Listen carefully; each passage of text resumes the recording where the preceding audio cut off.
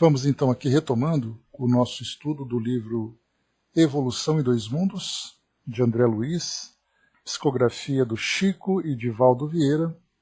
Primeira parte, nós estamos finalizando o capítulo número 11, Existência da Alma, faltando aqui apenas o último item, continuação da existência. E nós já vamos entrar também no capítulo número 12, Alma e Desencarnação, que falaremos sobre metamorfose e desencarnação, além da histogênese, que é o outro item. E nós vimos na semana passada, nesse nosso roteiro, deixa eu só voltar aqui um pouquinho, faltava só um pouquinho, né, só um trechinho aqui para a gente finalizar. Acabei aqui estendendo um pouco, né, nos comentários desse primeiro item, da desencarnação do espírito, que André Luiz fazia então aquela comparação entre o inseto que passa por aquela fase, né, de ovo, larva, pulpa e depois inseto, fazendo uma comparação da pulpa, daquele estágio do casulo, como sendo o momento da desencarnação do espírito no seu desprendimento do corpo material. E aí então passa por essa transformação, e aí então o espírito no plano espiritual recomeça então ali uma reelaboração das suas ideias, da sua própria estrutura perispiritual.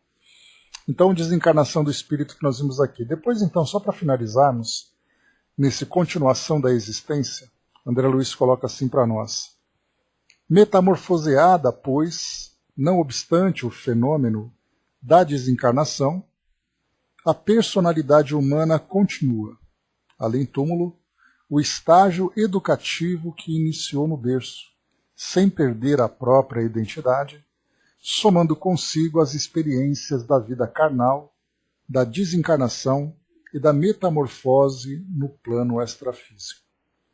Nesse primeiro trecho, então, André Luiz aqui ele faz uma conexão bastante interessante, que no plano espiritual, nessa continuação da existência, especialmente nesse estágio inicial em que o espírito se adapta a essa nova realidade após a desencarnação, ele comenta para nós aqui que essa continuidade do aprendizado vem do berço, ou seja, o espírito então inicia a reencarnação, ele vivencia todas as experiências que ele necessita e que ele mesmo também criou, passa pela sua juventude, pela sua maturidade, chega ali no momento final da sua existência, cada espírito ali cumprindo, né, um determinado tempo, de acordo com a sua programação e de acordo com as suas escolhas, a partir do livre-arbítrio. E aí no mundo espiritual, então, ele retorna com a mesma personalidade, isso que é o interessante, que para nós, claro, né, dos nossos estudos, isso já é bastante descrito, né, com bastante detalhes, então nós entendemos isso com bastante facilidade. Mas André Luiz ele aprofunda muito mais. Nós não apenas chegamos no mundo espiritual sem perdermos a nossa identidade atual, e aí vocês se lembram, né, que muitas vezes as pessoas perguntam, mas qual vai ser exatamente se eu sou um espírito que reencarna? Várias vezes, qual é a personalidade que eu vou adotar quando chegar no plano espiritual? Eu vou adotar essa reencarnação, essa personalidade atual, a anterior ou a anterior, qual será exatamente a minha personalidade? E aí então nós sabemos, né, que nós chegamos no mundo espiritual levando as ideias e levando também a própria autoimagem a partir do condicionamento que nós temos. Ou seja, nós passamos uma existência inteira aqui no mundo material adotando aquelas mesmas ideias a partir das influências que nós sofremos da nossa família, do nosso meio, trazendo também a nossa própria bagagem individual, e nós então temos ali a autoimagem em que nós vemos, em que nós nos reconhecemos dentro da nossa sociedade. Então, chegando no mundo espiritual, será essa mesma imagem que nós teremos, porque assim nós nos reconhecemos. Eventualmente, no plano espiritual, depois de uma determinada fase já adaptado, o espírito pode ter ali, né, uma mudança nessa sua imagem a partir de uma necessidade, a partir ali de um trabalho mental profundo, né? Mas aí a gente vai observar ali uma necessidade, não apenas um capricho, né? A necessidade que o espírito tem, as suas próprias transformações a partir daquilo que ele se acredita ver, né? Aquilo que ele acredita ser.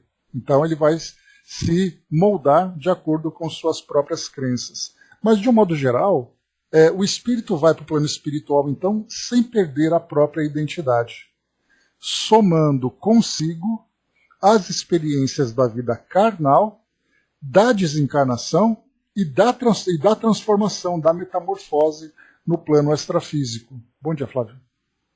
Então nós vemos aqui o tamanho da bagagem que o espírito carrega ao retorno espiritual. Então ele começa então a se ver da mesma forma que ele se via no plano físico, ou seja, ele se vê no plano espiritual como alguém a que apenas mudou de plano de fato, mas que continua sendo a mesma pessoa, com as mesmas ideias, com as mesmas saudades, com os mesmos desequilíbrios, com as mesmas dificuldades e virtudes também conquistadas. Ele simplesmente se reconhece mudando de plano, mas não mudando a si próprio. Nesse início, ele se vê exatamente como ele era. E aí, claro, né, muitas vezes ali sofrendo alguns desequilíbrios, né, em virtude da forma como viveu, da forma como desencarnou, mas ele continua sendo a mesma pessoa. E depois André Luiz coloca: perceberemos desse modo que a existência da criatura na reencarnação substancializa-se não apenas na Terra, onde atende à plantação dos sentimentos, palavras, atitudes e ações com que se caracteriza, mas também no plano espiritual, onde incorpora a si mesma a colheita da sementeira praticada no campo físico, pelo desdobramento do aprendizado com que entesoura as experiências necessárias, a sublime ascensão a que se destina. Então nós vemos que, conforme é colocado para nós, o espírito, então, aqui no mundo material, ele vai então construir, através dessa plantação, né, construir ali a sua condição existencial de equilíbrio ou desequilíbrio, sofrimento, de alegrias e tudo mais, a partir da plantação de sentimentos, palavras, atitudes e ações, aqui no mundo físico. Mas no plano espiritual, quando ele desencarna, se ele planta aqui no mundo físico todos esses elementos, no plano espiritual ele colhe, agora mudando de plano, essa sementeira praticada. E esse desdobramento do aprendizado a gente percebe que é uma continuidade. O espírito então levará inscrito ali, impresso na sua consciência, todas as ações que ele praticou aqui no mundo físico, não apenas as ações em si, mas também as consequências dessas ações. É aí que a gente vai encontrar então o espírito sofrendo ali os dramas de consciência, as suas culpas, os seus medos, as suas limitações, mas também ali a sua liberdade, aquela leveza, aquela alegria que ele mesmo semeou durante a sua existência. É isso então que André Luiz traz para nós, vendo que nesse processo de metamorfose, através do processo de morte, em que o espírito então se desprende do corpo físico e alcança então um outro plano, não é apenas uma mudança, poderíamos dizer, fisiológica no sentido do perispírito, mas a sua consciência traz também toda a bagagem daquilo que ele vivenciou. É aí então que nós temos, né, vários escritores que falam para nós a respeito da existência que nós temos aqui no mundo físico, a educação para a morte, sabermos viver aqui com equilíbrio, exatamente porque os espíritos já trazem para nós essa receita da felicidade através do bom plantio aqui no mundo físico. Mas pelo fato de nós não termos ainda essa convicção construída na nossa consciência, nós vivemos aqui no mundo físico como se essa fosse a nossa última existência, e o mundo espiritual fica naquele seja que Deus quiser. E de fato é como Deus quer, através das suas leis. E se nós compreendemos essas leis e fazemos ali, promovemos as transformações, não como medo por aquilo que virá, mas com a certeza de que essa transformação positiva vai trazer para nós essa real felicidade futura. Aí sim nós podemos conduzir nossas vidas de um modo mais sereno, de um modo mais equilibrado, aproveitando então esses elementos, os nossos sentimentos, palavras, atitudes e ações, ou fazer com que esses elementos sejam então construídos, sejam desenvolvidos com valores e virtudes dos mais nobres. Né? Dudu colocou nessa a parte de Emmanuel para Chico, naquela passagem do avião, morra com dignidade, né? Morra com educação. Exatamente porque até mesmo no momento de morte, isso vai trazer para o espírito responsabilidades. Então essa mensagem aqui, para a gente concluir esse capítulo que estava pendente, né, a existência da alma, ele foi trazido de Uberaba, portanto ele veio através de Valdo Vieira no dia 5/3/58. A gente lembra, né, que o Evolução em Dois Mundos ele foi construído com capítulos alternados, né, psicografados pelo Chico, psicografado pelo Valdo Vieira. Depois, então, eles se juntaram ali todos os capítulos e formaram o livro. Era uma forma ali, né, que André Luiz encontrou, e claro, com todos os espíritos que planejaram esse trabalho, de mostrar ali o fenômeno mediúnico, né, algo diferente, para mostrar para as pessoas aquela realidade da comunicação, dos espíritos, né, que não era simplesmente, por exemplo, Chico que inventava essas histórias, mas dois médiums trabalhando juntos no mesmo livro. Então era algo bastante curioso, foi bastante curioso para a época e continua também sendo para nós. Então, esse daqui era o item que faltava sobre a continuação da existência no mundo espiritual, a partir, né, da manutenção da personalidade do espírito e da incorporação de tudo aquilo que ele vivenciou de experiências durante a sua vida material. O nosso próximo item aqui, para a gente entrar agora, André Luiz vai trazer para nós aqui alma e desencarnação. Mas aqui ele traz uma visão bastante interessante, porque ele fala sobre a jornada do homem nos seus primeiros passos nessa condição hominal. Então a gente vai ver como é o processo de desencarnação e reencarnação daqueles espíritos ainda tão primitivos, né, tão jovens, a partir do alcance dessa nova condição humana. Então nós veremos aqui detalhes, e é bastante curioso, porque ele fala também aqui sobre o mundo animal, sobre os animais no mundo espiritual. Então nós vemos que muitas vezes nós estudamos sobre os animais, a reencarnação e a desencarnação dos animais, e não conhecemos esse texto. E aqui André Luiz ele traz informações valiosas para a gente poder construir essa ideia a respeito desses princípios inteligentes e também aprofundar um pouco mais o conhecimento que nós já adquirimos.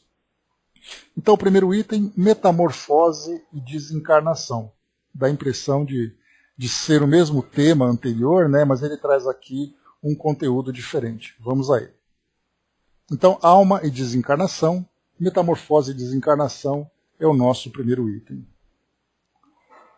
Graduando os acontecimentos da desencarnação, isso porque nessa primeira expressão que André Luiz utiliza, quando a gente fala em desencarnação, a impressão que nós temos é que tudo acontece igual para todos os seres, né? E aqui ele vai colocando a graduação da desencarnação, em que cada ser tem ali, em que cada espécie, cada indivíduo tem uma desencarnação que apresenta ali maior ou menor complexidade, né, ou maior e menor rapidez nessa desencarnação, nesse processo de transformação.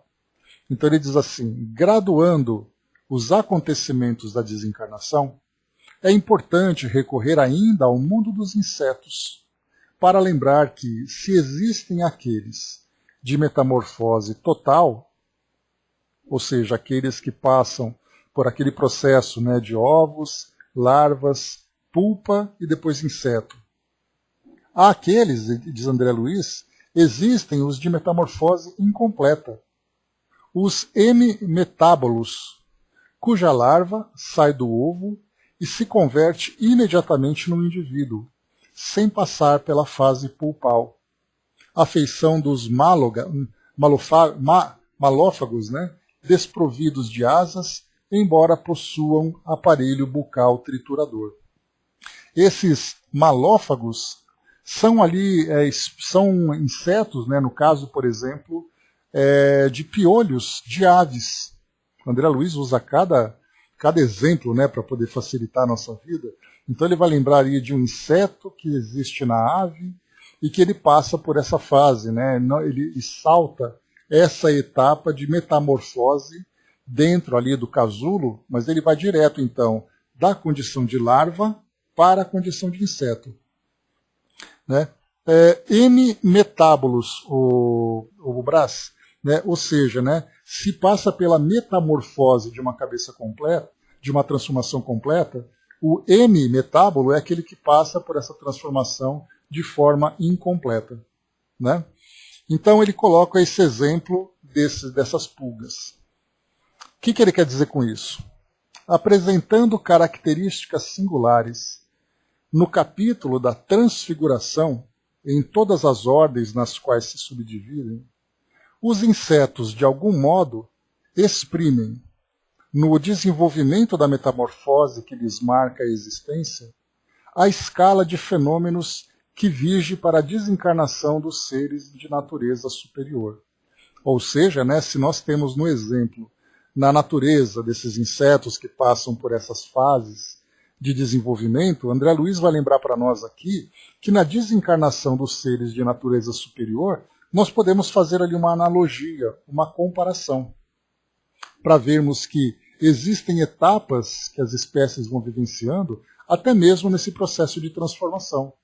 E que, no caso da larva, em caso da pulpa, né, utilizando ali o exemplo da lagarta, que passa pela metamorfose e vira borboleta, fazendo uma comparação com o ser humano, a lagarta é a nossa condição terrena. A metamorfose é o processo de morte. E a borboleta, então, é a libertação do espírito. Então, essa analogia é bastante utilizada pelos espíritos. Né? Por isso, André Luiz coloca que, usando essa comparação, nesse capítulo de transformação, nós podemos ali utilizar esse modelo para trazer para nós aqui alguma ideia. Né? Dudu colocou para nós ali, né, que aves silvestres, algumas galinhas, né, galinha de Angola, então elas não são hematófagas, né, elas não comem pele, elas não se alimentam de sangue, mas elas trituram ali tecidos, né, e também ali até parte de penas, da pele, do pelo também. Né, então ali são animais, né, são esses seres incríveis da natureza. Né. Bom dia, Sonja. Então diz para nós aqui André Luiz, em relação ao homem, os mamíferos que se ligam a nós, vejam esse parágrafo aqui, porque ele vai falar sobre a desencarnação dos animais, o que é bastante curioso para nós. Né? Em relação ao homem, os mamíferos que se ligam a nós outros, por extremos laços de parentesco, aí ele vai falar desses mamíferos maiores, né? Quando a gente pega, por exemplo, né, os equinos, os bovinos, até mesmo, né, os caninos, felinos, que têm essa maior proximidade, né? Então, em se desencarnando, agregam-se aos ninhos em que se lhe desenvolvem os companheiros, e qual ocorre entre os animais inferiores, nas múltiplas faixas evolutivas em que se escalonam, não possuem pensamento contínuo para a obtenção de meios destinados à manutenção de nova forma. Encontram-se, desse modo, aquém da histogênese espiritual, inabilitados a mais amplo equilíbrio que lhes asseguraria a ascensão a novo plano de consciência. Então, nesse trecho que nós colocamos os animais, então, não tendo uma capacidade racional, um grau de desenvolvimento consciencial a respeito da sua existência, né, que seria ali o ser senciente. O senciente, ele sabe que existe, ele sente, ele consegue interpretar esses sentimentos e ele reconhece a sua existência. No caso dos animais, não. Não existe essa possibilidade pelo fato de estarem ainda com a consciência ainda bastante aquém desse estágio possível para fazer com que ele tenha consciência de si mesmo. Por isso, então, exatamente, Brás, vai acontecendo de uma forma automática. Então, eles estão atraídos, como é colocado para nós aqui, eles estão ali juntos, né? Agregam-se aos ninhos em que se lhes desenvolvem os companheiros, e qual ocorre entre os animais inferiores nas múltiplas faixas evolutivas em que se escalonam, ou seja, tem aquela escala de grau de evolução desses seres inferiores, não possuem pensamento contínuo para a obtenção de meios destinados à manutenção de nova forma. Ou seja, ele não consegue fazer aquele trabalho de transformação, de evolução da sua estrutura perispiritual. Ele simplesmente se mantém naquele condicionamento, né, que ele adquiriu durante a sua existência. Em razão disso, efetuada a histólise dos tecidos celulares, a gente lembra que histólise é aquela degradação, né, do corpo físico, a decomposição do corpo físico no processo de desencarnação. Em razão disso, efetuada a histólise dos tecidos celulares nos sucessos recônditos da morte física, dilata-se-lhes o período de vida latente na esfera espiritual, ou seja, essa vida latente é aquela vida inconsciente, é aquela vida naquele estágio de hibernação. Então, dilata-se-lhes o período de vida latente na esfera espiritual, onde, com exceção de raras espécies, se demoram por tempo curto, incapazes de manobrar os órgãos do aparelho psicossomático que lhes é característico, por ausência de substância mental consciente. Aí você se lembra que nós estudamos isso nos capítulos anteriores, quando a gente fala sobre manobrar os órgãos do aparelho psicossomático. Você se lembra quando nós estudamos, por exemplo, sobre o desenvolvimento do cérebro, desde o cérebro de um animal mais primitivo até o cérebro humano.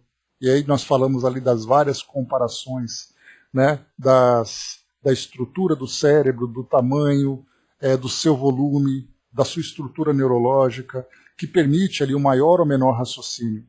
E a gente lembra também que a mudança no corpo físico depende do impulso da mente. Aquela mente que vai adquirindo atributos no plano espiritual, nesse processo de reelaboração, interfere no desenvolvimento do corpo físico. E aí então significa que as espécies vão evoluindo fisicamente, mas antes a origem acontece na mente. Não é que há a evolução natural das espécies aqui no mundo físico, e por acaso os espíritos então são conduzidos, os princípios inteligentes são conduzidos a essa mudança pela influência da matéria. O princípio inteligente impulsiona essa transformação, mas o que André Luiz coloca para nós é que, pelo fato dessas espécies inferiores não terem essa capacidade de alterar a sua estrutura psicossomática, ou seja, do seu corpo perispiritual, eles simplesmente saem do mundo físico, vão para o plano espiritual e num tempo curto já volta para o mundo físico, porque não há possibilidade desse processo de elaboração nesse estágio em que eles se encontram. Somente quando começam então a alcançar um estágio mais avançado, em que aí então esses impulsos da mente já começam a ser trabalhados por esses engenheiros espirituais. Então, enquanto a espécie se encontra no estágio inferior, a sua reencarnação é automática. E aí, como a gente conversou naquela oportunidade, né? Se nós pensamos que nós reencarnamos, nós seres humanos reencarnamos, se nós pensamos que os animais, os mamíferos mais próximos a nós, também passam por esse processo de reencarnação, aí então a gente vai encontrar, no caso ali, por exemplo, das espécies inferiores, répteis, anfíbios, até mesmo, né, aracnídeos, insetos e tudo mais, nós vamos ali, como é que será que eles reencarnam? Será que existe ali a ideia da reencarnação para o inseto?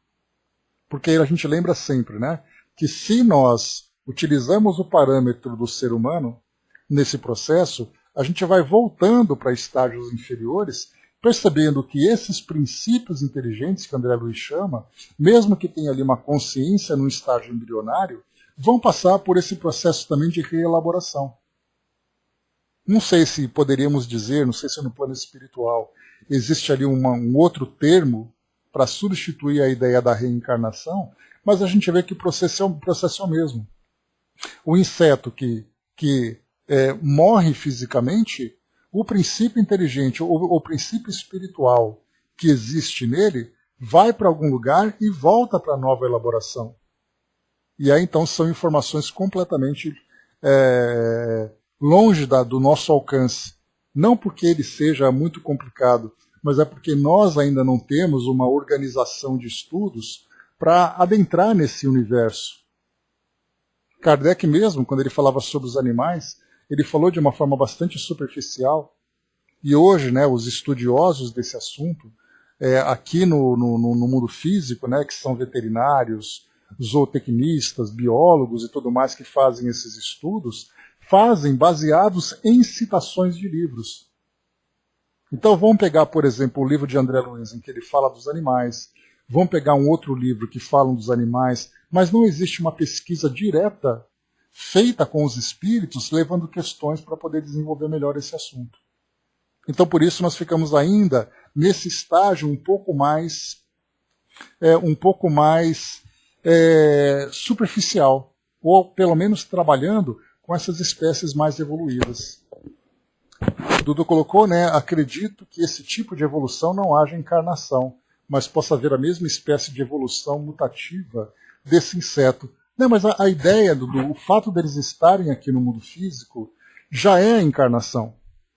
Eles estão encarnados, que a palavra encarnação significa você estar na carne. E a reencarnação é você voltar na carne. Então, se você pega um inseto, por exemplo, vamos pegar um inseto bem simples. Uma formiga morreu. Naquela formiga havia algo de princípio espiritual. Por mais simples, por mais embrionário que seja. No momento em que aquele corpo foi destruído, aquele princípio espiritual foi para algum lugar. E certamente também ele volta para o plano físico para continuar o seu processo de elaboração. Então nessa ideia, né, que não haja a encarnação, eles já estão encarnados. Essa que é a questão. A pergunta é como acontece a reencarnação desse princípio inteligente? É isso que nós ainda não conseguimos aprofundar, né? O Brás colocou, me lembro de uma consulta que você fez a um centro sobre isso, né? Pois é, Brás, eu falei muito mais ali dos animais, né? Dos animais selvagens, dos animais domésticos, mas eu não me aprofundei nessa parte dos insetos, de répteis e tudo mais, né? Daqui a pouco chega, Dudu. Daqui a pouco chega.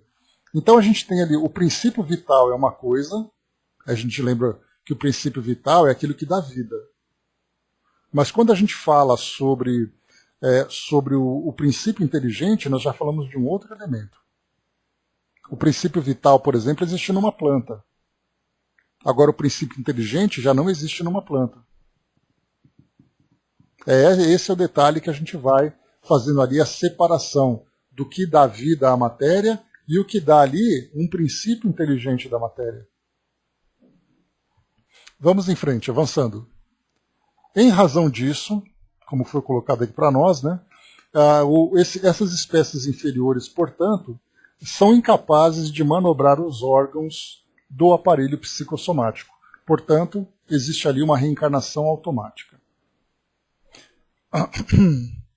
Quando não se fazem aproveitados na espiritualidade, em serviço ao qual se afiliam durante certa cota de tempo, essa frase aqui, essa passagem é importante. Bom dia, Carl. Essa passagem é importante porque a gente lembra que em várias obras nós falamos sobre a existência de animais no plano espiritual. Esses animais, eles estão ali em serviços diversos, né? Desde, por exemplo, uma tarefa de companhia, como nós já vimos relatos, né, de princípios animais ou de espíritos animais que fazem companhias aos seus tutores, por exemplo, no plano espiritual. E nós já tivemos pesquisas bastante profundas sobre isso, né? Ernesto Bozano, que era pesquisador, ele falava sobre os animais no plano espiritual. Nós temos na Revista Espírita a citação de Kardec a respeito, né, de presença de animais em residências, de espíritos animais em residências, né? Então, essa informação ela mostra para nós o reaproveitamento desses espíritos.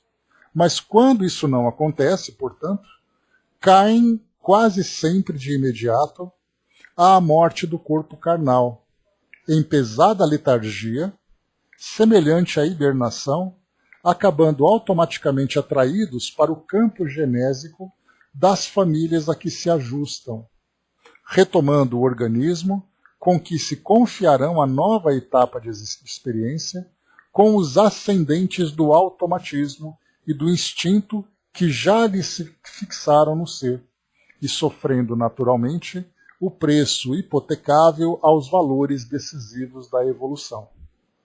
Então aqui é colocado para nós que se eles não são então reaproveitados no mundo espiritual, existe então essa reencarnação automática. Só que é colocado para nós aqui que quando eles não são reaproveitados, eles quase caem, quase sempre, de imediato à morte do corpo carnal, em pesada letargia, semelhante à hibernação, e depois acabando automaticamente atraídos para o campo genésico das famílias a que se ajustam. Retomando o organismo com que se confiarão a nova etapa e trazendo ali naquele caso, o automatismo e o instinto que já possuíam. Então esse é o ciclo que nós então vemos, ainda que de uma forma simplificada, dos animais no plano espiritual. E muitas pessoas procuram orientação espírita perguntando, pessoas que trazem ali informações sobre a desencarnação dos seus animais de estimação, animais de quem eles são tutores, que eles falam, o meu cachorrinho morreu, o que aconteceu com ele? E aí então a doutrina traz para nós como resposta exatamente esse ciclo automático para esses espíritos que não são utilizados para essas determinadas tarefas, por certa cota de tempo, porque depois até mesmo esses princípios espirituais são encaminhados então para uma nova reencarnação. Porque aí a gente tem que pensar da seguinte forma, se você pensa num animal de estimação, ele tem ali uma característica de individualização. Ou seja, ele tem um nome, você convive, você tem imagens, ele possui ali, ou seja, você oferece para ele, na verdade, objetos que pertencem a ele, você estabelece uma relação afetiva com esses animais. Agora, quando a gente vai para um ambiente selvagem, por exemplo, e você vê aquele bando de antílopes correndo pela savana, você não individualiza, você vê o bando. Mas, na verdade, eles continuam também sendo princípios inteligentes, ou princípios inteligentes ainda que nessa fase instintiva e automática, são individualidades. E no momento em que desencarnam, seja por uma doença, por uma morte natural, seja por uma predação, eles acabam então, no momento em que o corpo físico é destruído, vão ao mundo espiritual. E nesse mundo espiritual eles passam por esse processo de elaboração, fazendo com que eles sejam então condicionados, ou melhor, conduzidos automaticamente para essas famílias a que se ajustam.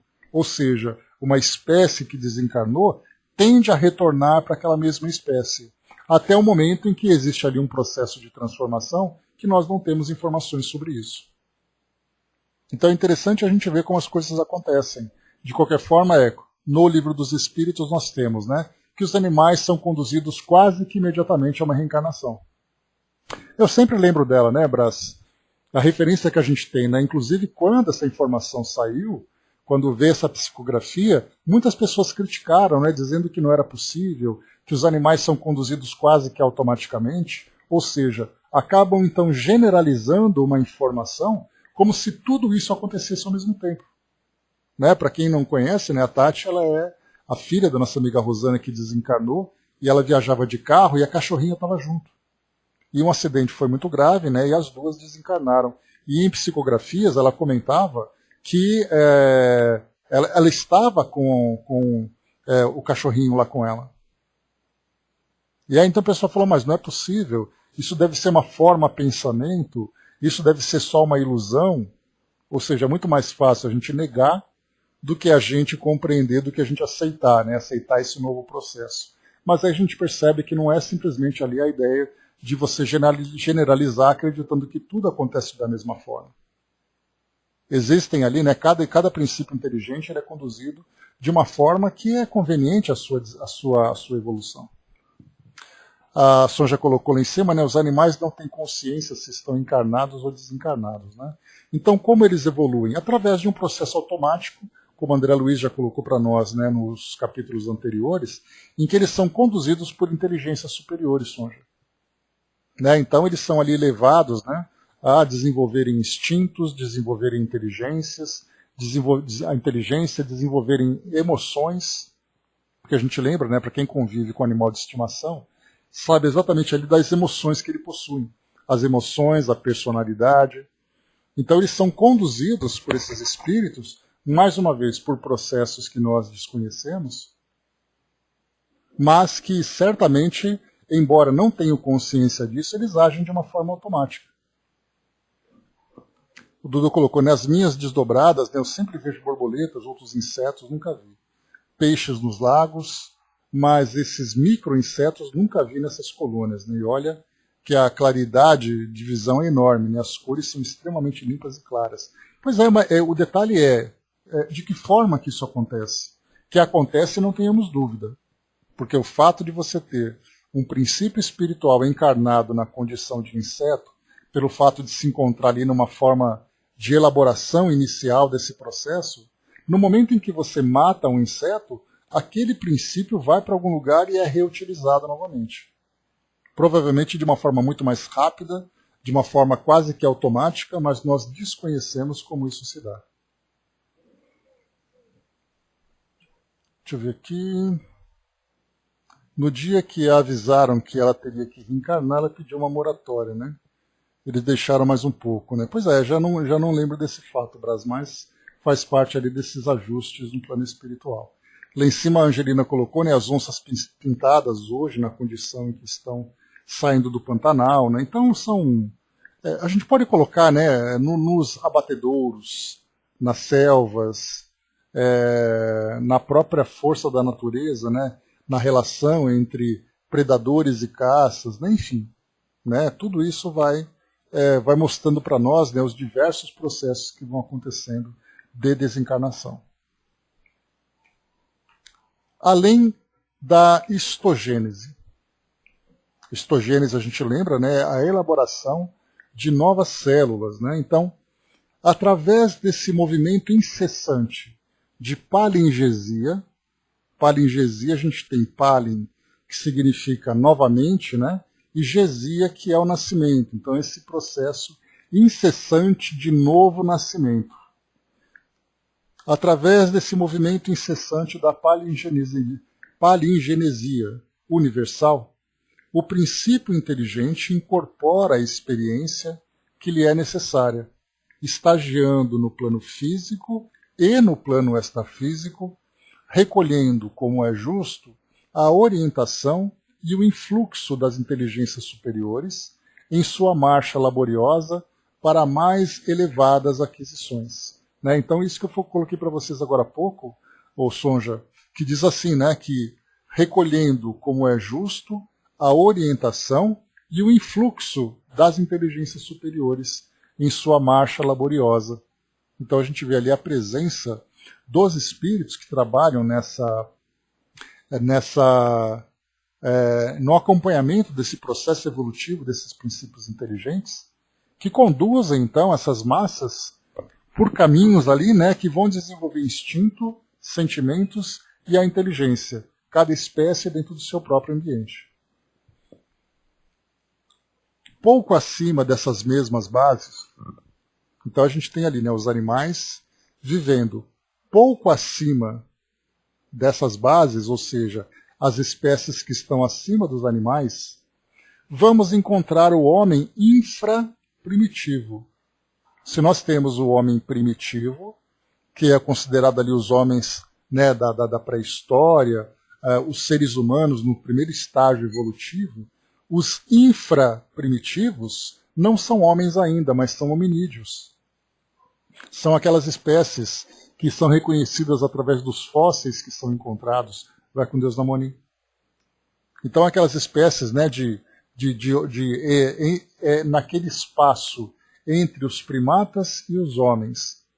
Espécies menos evoluídas, mais evoluídas, mas independente da evolução, encontram-se nessa categoria infraprimitivo. Então ele coloca pouco acima dessas mesmas bases, vamos encontrar o homem infraprimitivo na misticidade da forma em que se esconde.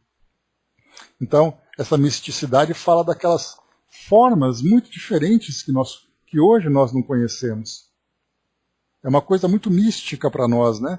Então, fala ali o homem adquirindo a condição de um homem ereto, adquirindo ali formas do seu corpo físico que vão se transformando. Então, esses princípios se escondem nessas formas.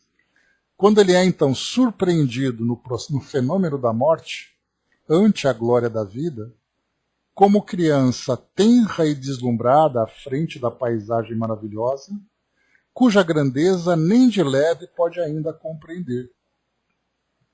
Então, a gente vê assim em filmes, né, nós vemos assim algumas imagens desse tipo, quando nós pegamos assim aquelas espécies que apresentam ali um pouco de inteligência e elas são colocadas então num ambiente desconhecido. Então elas ficam assustadas, impressionadas, agitadas, sem compreender exatamente a grandiosidade de tudo aquilo que ela está vivenciando. Então esse momento para esses espíritos mostra ali um estágio maior que os animais, mas um estágio menor dos homens, em que a inteligência começa a passar por um processo de elaboração. A consciência começa a se mostrar numa condição já mais desenvolvida, embora ainda muito limitada. E ele coloca, né? O pensamento constante ofereceu-lhe a precisa estabilidade para a metamorfose completa.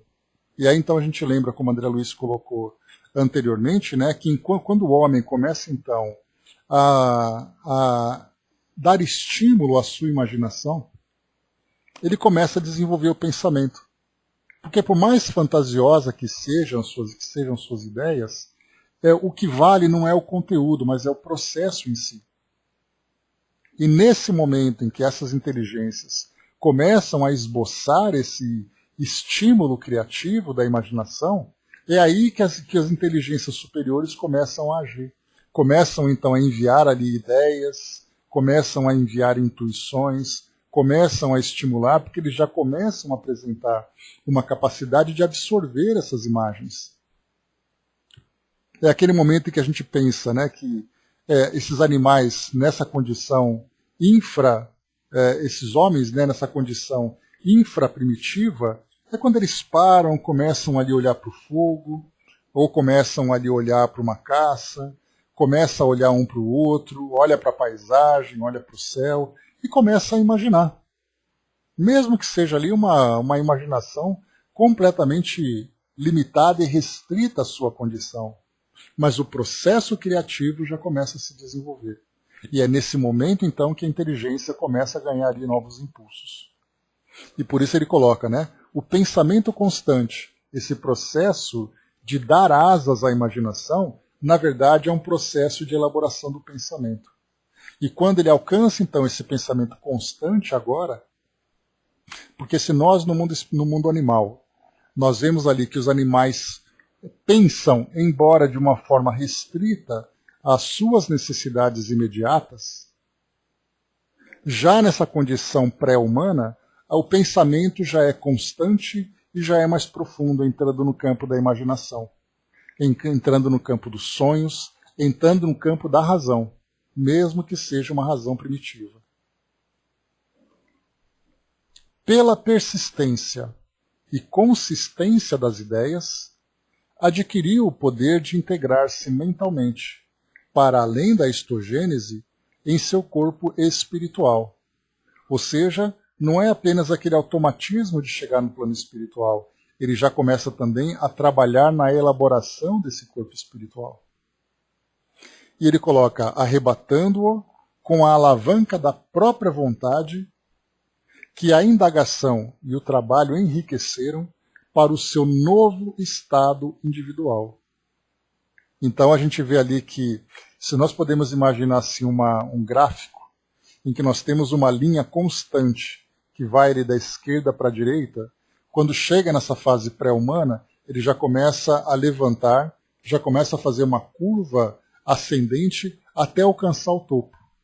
E nesse topo que ele alcança, mostra exatamente aquele processo em que ele sai da condição animal, mesmo ali tendo pensamentos muito limitados, até a condição humana, quando então ali de fato a sua inteligência começa a despertar totalmente. E ali ele já entra, né? Ainda que seja na fase primitiva, ele já começa a assumir responsabilidades, já começa a receber a inspiração de novos valores, já começa, na verdade, a responder pelas consequências que ele tinha das suas escolhas. Dudu colocou, né, aqui pensando, será que a morte desses insetos, quando desencarnam, essa energia fluídica é recebida através do fluido cósmico, isso contribuiria com o nascimento de outros insetos, que viriam iguais ou até melhorados na sua evolução, usando essa energia? A gente lembra, Dudu, né, que quando eles desencarnam, se essa energia é absorvida pelo fluido cósmico, aí você está dizendo aqui que o princípio espiritual que se encontra, ele se mistura com matéria. Então a gente tem que começar, né, embora tenhamos ali um trabalho ainda longo para fazer, para entendermos de qual é exatamente a constituição do espírito. Mas a matéria que elabora o corpo físico, essa matéria, inclusive esse fluido, que dá esse impulso vital à matéria, não é a mesma coisa que o princípio espiritual. Já existe ali uma pequena separação. Pequena não, significativa, porque a matéria não é viva. E esses insetos são seres vivos. Percebe a diferença agora de você observar que nós, como princípios inteligentes, não somos absorvidos pelo fluido cósmico, porque nós já somos individualidades e já somos inteligências. Esses princípios espirituais, embora no início dessa jornada, são também algo diferente da matéria. Então eles vão absorver esse fluido vital para elaborar, por exemplo, esse corpo espiritual, mesmo nessa condição primitiva, e depois eles vão reencarnar. Então, o fluido cósmico universal consideremos como matéria. Qualquer ser vivo já deixou de ser matéria. A matéria, por exemplo, é uma pedra. Uma formiga já não é. Então, uma célula, um ser unicelular já não é mais matéria. Ele tem vida, ele processa, né? Por isso que não é tão simples assim criar vida a partir da matéria. Existe algo, um ingrediente a mais ali que nós ainda desconhecemos, né? Que na verdade é o próprio princípio inteligente. O princípio inteligente atua na matéria? Sim, atua na matéria. Né? Tanto é assim que o perispírito ele é formado a partir da ação do princípio inteligente. Agora nós estamos falando da ação num estágio ainda bastante primitivo. E é isso que nós temos dificuldade. Você vê, por exemplo, ali no caso de um cão, quando ele reencarna, ele tem ali o seu corpo perispiritual. É um espírito animal, é um espírito ainda numa condição inferior à do homem, naturalmente, mas ele já começa então a absorver esse fluido para formar esse corpo perispiritual. E no caso dos insetos, desses seres inferiores. O princípio acaba sendo o mesmo, embora, né, num estágio, numa condição muito mais simplificada do que acontece nos mamíferos. Mas você tem ali a separação do princípio espiritual e da matéria. Nós temos que separar os dois. Os insetos não têm perispírito, tem fluido energético, mas perispírito... Não, Dudu, a gente coloca perispírito e a gente coloca reencarnação, porque são dois termos que nós estamos habituados. Agora, qual exatamente o termo certo usado no plano espiritual para falar desse fluido, nem fluido energético, porque não é apenas energia, mas existe vida. Esse é o detalhe. O fato de ser um ser vivo, ele tem algo além de matéria, ele não é apenas energia, ele é matéria. Energia no modo simplificado como nós entendemos. Então, por falta de um termo melhor, nós utilizamos ali uma estrutura fluídica que envolve esse princípio inteligente. Né? Fluido animalizado tem um nome diferente, que não sabemos. Né? Pode ser. Então esse fluido animalizado, já que é um fluido animalizado, nós também podemos ser constituídos desse fluido animalizado. Existem estudos, por exemplo, que falam que o espírito, O espírito é alguma coisa, né? No próprio Livro dos Espíritos, Kardec pergunta o que é o espírito. O espírito é alguma coisa que vocês não compreendem ainda. E quando ele fala em espírito, ele não fala sobre o perispírito, o formato do espírito no plano espiritual. Ele fala do espírito como princípio inteligente. Ele é formado do quê? Aí alguns estudos sugerem, né, que o fluido cósmico universal ele tem ali diversas estruturas, diversos níveis de transformação. E num desses níveis você tem exatamente esse fluido animalizado. Que como o próprio nome coloca, né, é um fluido que é animalizado. Esse animalizado vem de ânima. Ânima nós chamamos de alma. Então, na verdade, não deixa de ser um princípio espiritual, como o próprio André Luiz chama no início do livro aqui para nós, quando ele fala das células, ele fala que a célula é um princípio espiritual. Se nós colocamos princípio espiritual, eis aí então a questão, não é fluido, não é matéria. Deixa eu ver aqui. Se houver essa absorção, né, Brás, a gente acaba depois chegando no panteísmo, não é esse caso. Nós só não sabemos como esse fluido é tratado. Vamos lá, continuando. Acariciada pelo bafejo, né, pelo hálito, pelo sopro edificante dos condutores divinos que lhe acalentam a marcha, a criatura humana dorme o sono da morte, multiplicando-se na cadaverização, como acontece à pulpa, e segregando substâncias mentais à base de impulsos renovadores, tanto quanto certas crisálidas que segregam um líquido especial que lhes facilita a saída do próprio casulo, a alma que desencarna, findo o processo histolítico das células que lhe construíram o carro biológico e fortificado o campo mental em que se lhe enovelam os novos anseios e as novas disposições, logra desvencilhar-se mecanicamente dos órgãos físicos, agora imprestáveis, ou seja, né, ele fala que buscando esse novo impulso evolutivo, o próprio espírito se desvencilha do corpo físico, que agora é imprestável, já que ele já foi atingido pelo processo da morte e se encontra em decomposição. Realizando, por avançado automatismo, o trabalho histogenético, pelo qual desliga as células sutis do seu corpo espiritual dos remanescentes celulares do veículo físico, arrojado à queda irreversível, que é a morte, né? Agindo agora com a eficiência e a segurança que as longas e reiteradas recapitulações lhe conferiram. Então isso acaba ficando automático depois de tantas e tantas e tantas desencarnações. Então já não é mais uma condução consciente do espírito, isso acontece automaticamente. O que vai acontecer é o espírito muitas vezes facilitar ou dificultar pelo seu grau de compreensão sobre o processo da morte, os seus apegos e o seu grau de espiritualização, mas esse desligamento das células espirituais, como André Luiz chama, das células do veículo físico, acontece agora de um processo automático.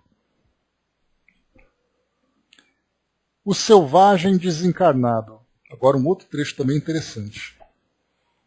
Entretanto, agora a gente já saiu dos animais, passou para o homem na fase infra-humana, e agora a gente vai para o selvagem desencarnado. O homem selvagem, o homem primitivo.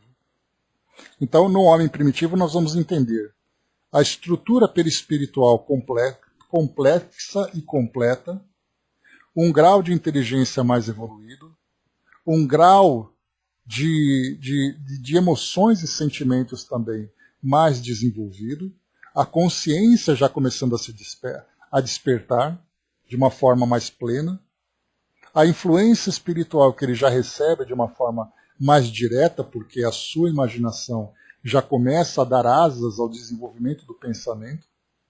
Então vejamos o homem selvagem com essa estrutura. Ele pode não ter valores, mas a sua estrutura já está pronta. O homem selvagem que se reconhece dominador na hierarquia animal, cruel habitante da floresta, que apura a inteligência através da força e da astúcia na escravização dos seres inferiores que se lhe avizinham na caverna, desperta, fora do corpo denso, qual menino aterrado, que em se sentindo incapaz da separação para arrostar o desconhecido, permanece tímido ao pé dos seus, em cuja companhia passa a viver, noutras condições vibratórias, em processos multifários de simbiose, ansioso por retornar à vida física, que lhe surge à imaginação, como sendo a única abordável à própria mente. Então o espírito que chega no plano espiritual, nessa condição de selvagem, a primeira coisa que ele pensa é voltar para o ambiente que ele conhecia, que ele considerava como sendo ali o seu ambiente natural. É como se ele fosse retirado de um local onde ele se estabeleceu, levado para um ambiente desconhecido, e ele quer desesperadamente voltar. Porque lá é o ambiente onde ele se sente à vontade, lá é o ambiente onde ele se adapta, e ele faz isso junto com outros espíritos a quem ele se afiniza. Porque ele não tem ainda a capacidade de perceber a sua nova condição, de perceber agora que nesse outro plano ele já se encontra numa condição em que ele pode desenvolver outros atributos. Para ele, pelo fato de estar ainda ligado a esse impulso selvagem, a esse instinto que o conduziu e que sustentou também no mundo material, ele quer voltar para esse local. Então, quando ele chega no mundo espiritual, naquela primeira imagem que eu trouxe para vocês, né? Teoricamente, né, Braz, as pesquisas da nossa ciência dizem que sim, né?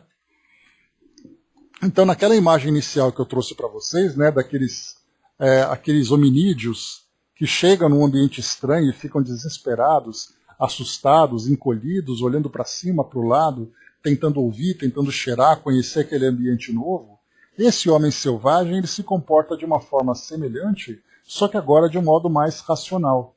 Mas mesmo assim, ele deseja retomar aquele ambiente de onde ele saiu. Diz aqui para nós: não dispõe nessa fase de suprimento espiritual que o ajude a pensar em termos diferentes da vida tribal em que se apoia. Vejam que, como André Luiz coloca nesse parágrafo, de uma forma muito mais clara, ele quer voltar para o local onde ele vivia, com as companhias que ele vivia, para fazer as coisas que ele fazia. Ele não consegue pensar diferente disso.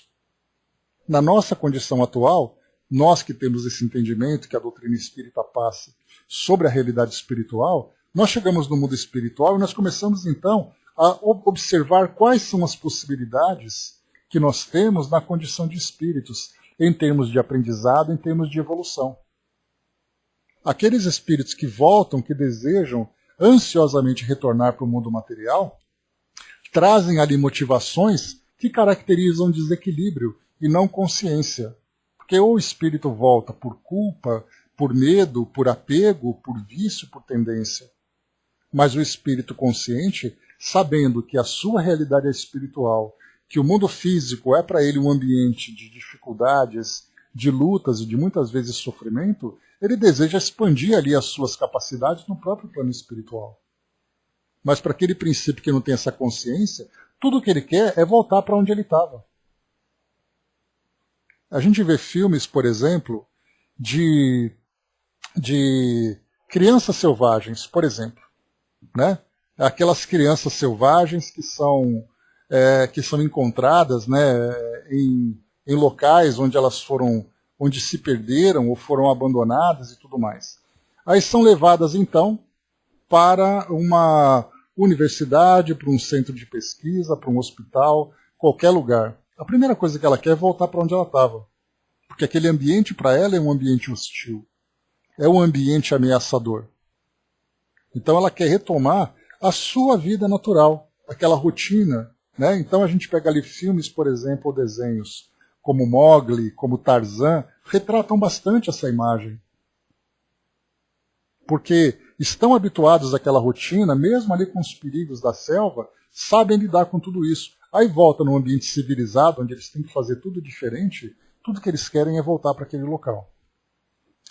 Dudu trouxe para nós aqui, né? O fluido espiritual ou divino está constituído em todos os seres vivos da face da Terra. Então a gente coloca aqui, né, o fluido espiritual. Porém, há uma diferenciação fluido energética a cada ser que vive no seu orbe, trazendo modificações nas suas vidas reencarnatórias, e esse movimento será realizado desde a ninfa, o ovo, a pulpa, da raiz vegetal e do homem. O princípio inteligente sempre estará ligado ao ser vivo, trazendo à sua vida estrutural a vontade de agir conforme foi moldado divinamente pelo plano superior. Ou seja, né, age ali automaticamente de acordo com a sua constituição naquele momento. Não contestemos ainda o que está sendo sempre revisto, conforme a mudança do seu orbe, pois a convivência animal está sendo bem complicada com aqueles que ainda não respeitam a vida, seja qual for.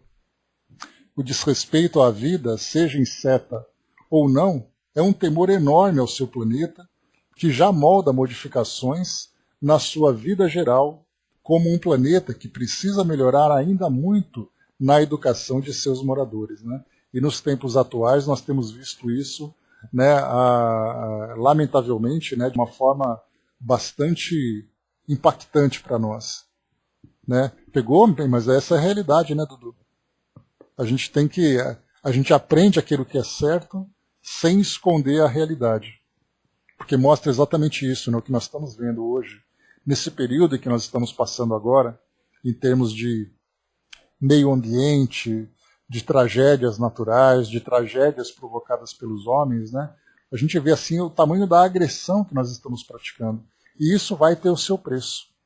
Não o seu preço ecológico, né? Porque a gente olha muito isso para a questão material. De pensar, por exemplo, né, que no mundo material o meio ambiente degradado vai fazer com que haja mudança climática. Nós estamos falando em termos de responsabilidades espirituais.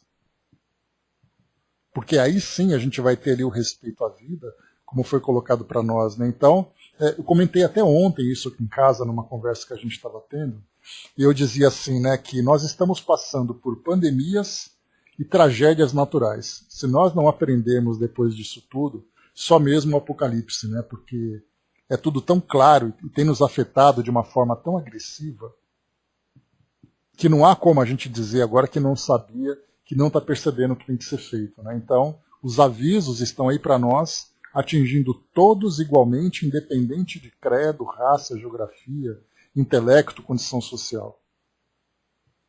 E para nós aqui do Brasil em especial, nós estamos vivendo isso, né? Vendo aqui as nossas florestas sendo destruídas, vendo aqui a doença dizimando ali famílias, atingindo a sociedade. Se nós não modificarmos com isso tudo, aí só mesmo continuando no mundo de provas e expiações. Né? Vamos ver, né, soldado? A questão não é se, a questão é quando, né? Quando essa mudança vai acontecer, quanto tempo a gente vai resistir a ela, né? Então, obrigado pela participação da mensagem que veio para nós aqui, nos ajudar nesse entendimento. Né? Então, independente da espécie, né, a vida é vida. O Brás colocou, né, parece que os engenheiros do além têm uma forma matriz de cada coisa. Né? Pois é, Brás. E deve ser mais ou menos esse o processo. Porque depois de criada, a gente lembra que lá no início, nas primeiras fases da vida aqui no mundo material, em que as espécies foram evoluindo, aquele grande laboratório no mundo físico, né, foi criado e desenvolvido, essas formas começaram então a ficar arquivadas, né, digamos assim. E algumas delas foram transformadas, evoluíram, espécies que deixaram de existir. Enfim, somente a gente fazendo uma grande viagem pela história natural do nosso planeta, por essa perspectiva espiritual, é que a gente vai entender, né, a complexidade e todos os mecanismos que foram aplicados para que a vida se desenvolvesse da forma como ela se desenvolveu. Então isso é um enigma para nós, E quando chegarmos no mundo espiritual, a gente combina na pracinha e vai todo mundo para o Museu Natural da Colônia para poder ver como é que é. Né? Só assim para a gente poder ver as coisas claras.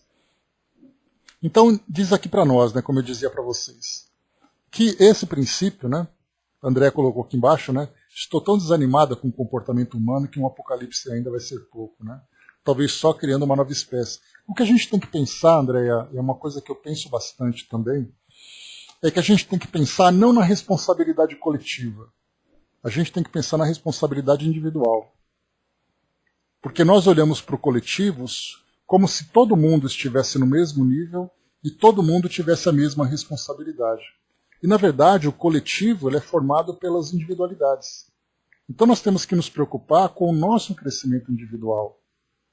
E as leis de Deus, ela vai cumprir ali o seu papel sendo aplicada na vida de cada um. Então nós temos, a gente lembra, né, as nossas expiações individuais, as nossas expiações no círculo familiar e as nossas expiações coletivas. Então, na verdade, assim, esse beija-flor ele vai ser reconhecido. Esse que é o detalhe que você está colocando, tá chamando a atenção. Então, assim, por mais que os nossos esforços pareçam um pouco diante do que vem acontecendo, todo esforço bem aplicado vai ser reconhecido, porque o resultado acaba sendo de menos. Ah, mas aí já não pode, né? É para isso que você acorda todo dia e vem para cá, para a gente poder se sustentar junto, né? Porque a gente vai vendo que, sim, a nossa evolução ela traz esperança para nós, mesmo diante das tantas tragédias que nós vemos. E cada um vai responder pelas suas ações. E a gente lembra, né, Erasto dizendo, né, que Deus nos julga pelas nossas intenções. Então é o trabalho individual que vai fazer a diferença. E novamente aqui para nós a mensagem, né, que complementa aquela anterior. Se o ser humano não verificar que ele está diluindo a vida no seu orbe, da sua morada, trazendo estados de muita mudança a todo o planeta, que já se percebe a vida mudando e mostrando que ventanias, tufões, marés, incêndios, doenças ainda a enchem nos olhos, né, daqueles que deseducadamente se mostram na ignorância, quando num planeta que está para transmutação, a migração para o melhor da sua morada, né? Que ou seja, né, a mudança para esse mundo de regeneração que nós esperamos, né? Estejam cientes de que essa mudança, de que se essa mudança não for colocada rapidamente, tudo que foi programado está sendo em vão. Respeite a sua casa, né? Então, obrigado pela participação, né? Essa é a mensagem de conscientização para todos nós. Porque a gente lembra, né, que conforme o Chico coloca, lá no livro, no Pinga Fogo, né, ele lembrava que nós tivemos ali uma moratória trazida aceita pelos amigos espirituais naquele período da Guerra Fria, em que as guerras atômicas estavam ali para acontecer, aquela grande destruição. E aí então foi dito, né, que nós teríamos ali a oportunidade de consertar aquilo tudo. E foi dada aquela moratória, aquele tempo limite, né, que tantos falam, né, mas na verdade são interpretações que nós fazemos, pessoais e tudo mais. Se nós tivermos uma moratória para fazer aquele ajuste, nós vemos então que o planejamento do plano espiritual ele tem ali o seu curso e tem ali os seus termos. Se nós não cumprirmos aquilo que foi programado para a nossa evolução, teremos ali as consequências, porque da mesma forma que uma moratória foi ali aceita para que nós fizéssemos os ajustes e nós fizemos naqueles termos passados, se nós não cumprirmos aqui os nossos compromissos para a sustentação do nosso planeta acompanhando essa transformação, nós sofreremos as consequências disso. E aí então seria ali, né, novos termos serão escritos para que, exatamente, né, novos termos serão escritos para que a gente possa aprender, infelizmente, através da dor. Então, se por um lado eles têm tolerância, por outros nem tanto. Principalmente diante da nossa rebeldia, dessa resistência, dessa ignorância que nós ainda mostramos, né? Então isso mostra para o nosso planeta todo.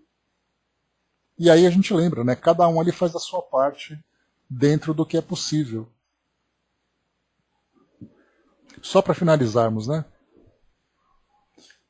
Diz aqui para nós então, falávamos sobre a capacidade daquele homem selvagem de que ele não tem suprimento espiritual que o ajude a pensar em termos diferentes da vida tribal em que se apoia. E ele coloca, olha que bacana, o espetáculo da vastidão cósmica perturba-lhe o olhar e a visita de seres extraterrestres, lembrando que esses seres extraterrestres significa, né, seres espirituais, né, não necessariamente de outros mundos, mesmo benevolentes e sábios, infunde-lhe pavor, crendo-se à frente de deuses bons ou maus, cuja natureza ele próprio se incumbe de fantasiar na exiguidade das próprias concepções. Então, como ele não tem a capacidade ainda de compreender essa relação com o mundo espiritual, lá naquele passado ele começa então a atribuir, né, a dar atributos divinos a seres espirituais. Ou são deuses bons, que favorecem ali os seus interesses, ou deuses maus, que vêm ali como carrascos cruéis, né, para punir aqueles que os desagradam, né?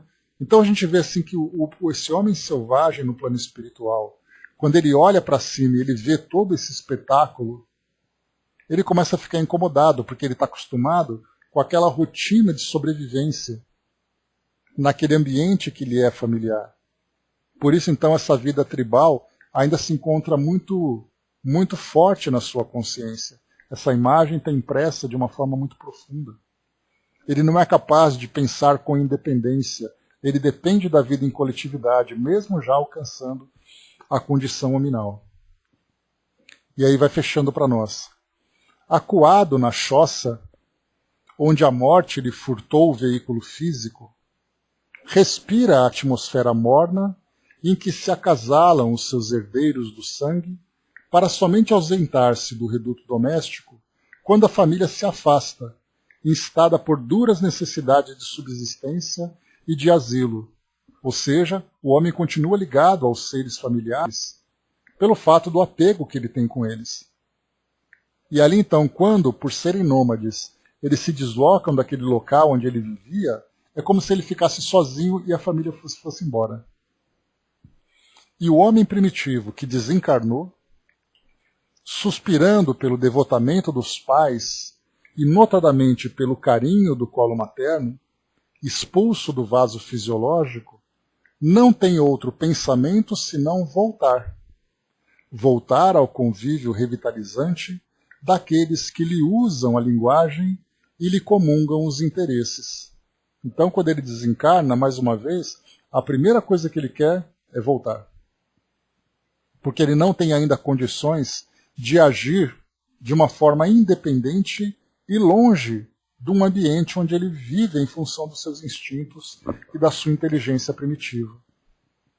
Então é bacana a gente perceber isso, né? Porque nós estudamos naquele início, perguntando exatamente, né, como é que esses seres que desencarnam nessa condição primitiva se veem no plano espiritual.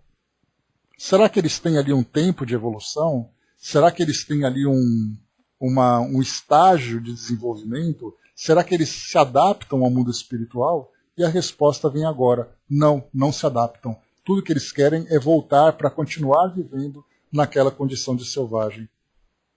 Somente quando eles começarem a se espiritualizarem é que eles vão começar a se reconhecer como espíritos.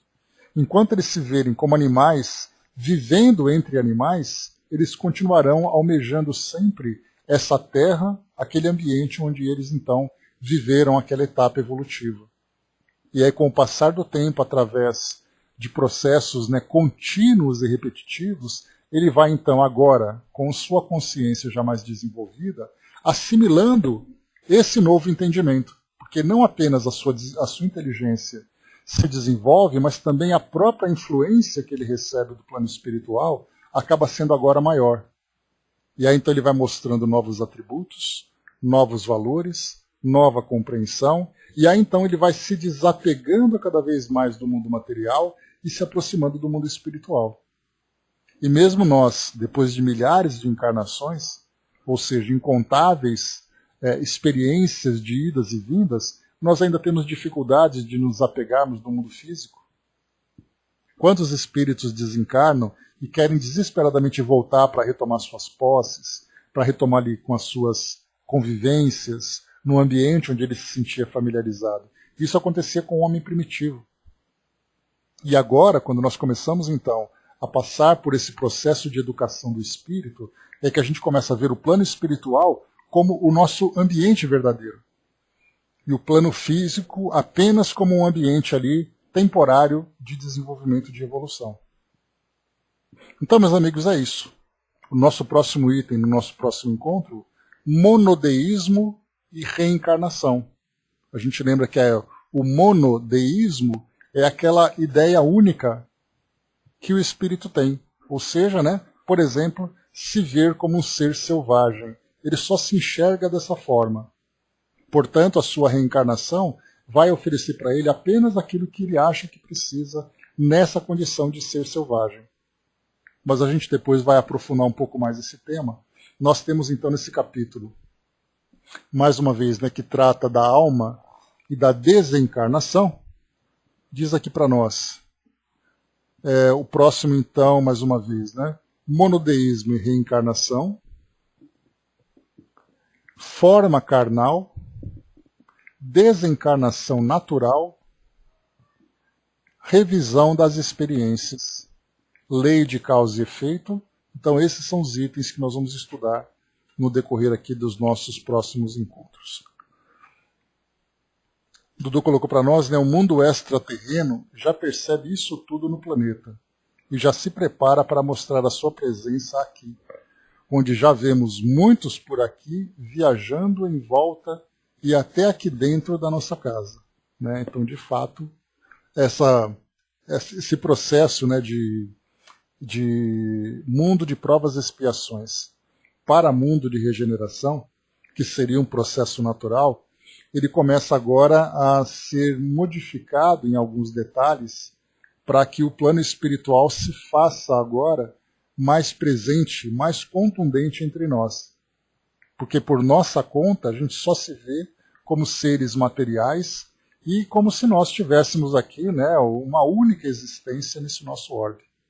Agora não, agora o plano espiritual já começa a se mostrar. Infelizmente, né, a gente percebe que existem ali umas antecipação de planos que não estavam preparados. Não era para ser assim, vamos dizer.